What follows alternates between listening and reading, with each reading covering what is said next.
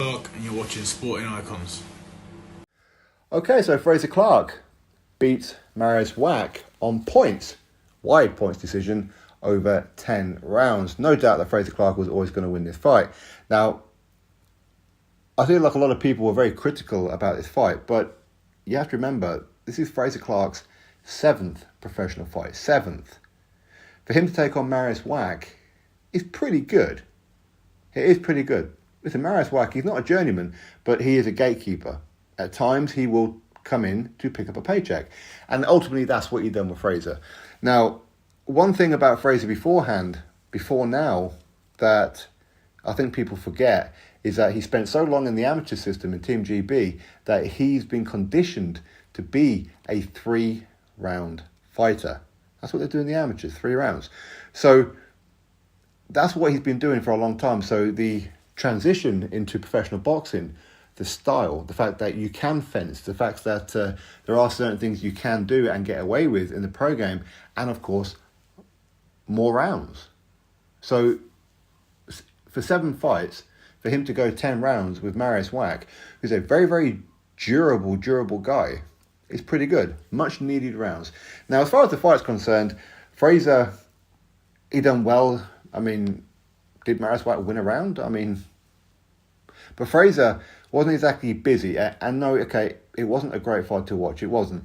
But ultimately, with Frazer Clarke, what he would do is he would throw a jab, throw another jab, and then throw like a big right hand. And they would land on Mariusz Wach, but then Frazer would almost take those couple of seconds to admire the fact that he threw a right hand and it landed, rather than just go for it.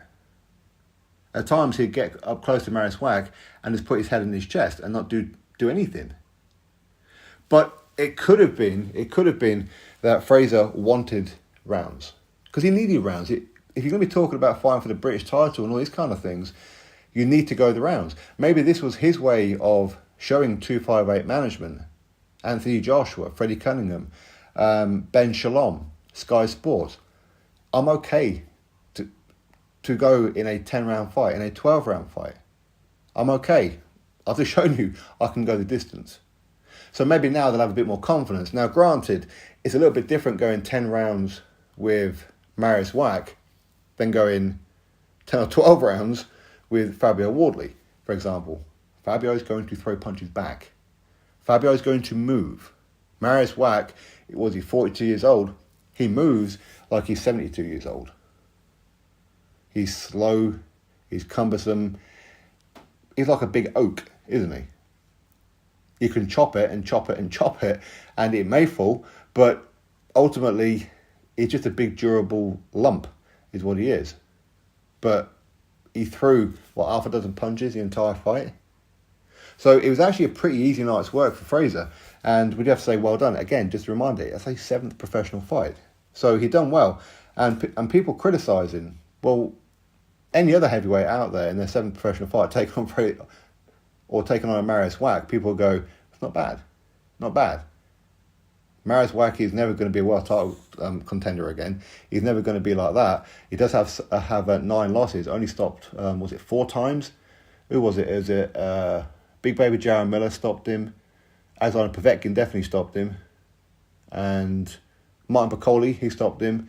And somebody else did as well. There's no shame in that. So he's a very, very durable guy. We've all heard the saying before, chin of whack. Now, you can put it into context a little bit with the fact that he's ranked, or before this fight with Frazer, ranked 106 in the world. 106 according to BoxRec. Not that you should listen to BoxRec too much, but 106th in the world. My pal Stephen Robinson ranked quite a few places above Mariusz Wach. So really, you could say Frazer Clarke has fought somebody less than Steve Robinson, right?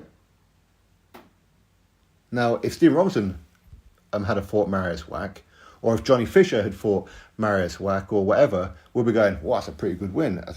So we should say the same for Frazer. I know Frazer was an Olympian. I get all that. But listen, it's a very solid win. He's shown he can do the rounds.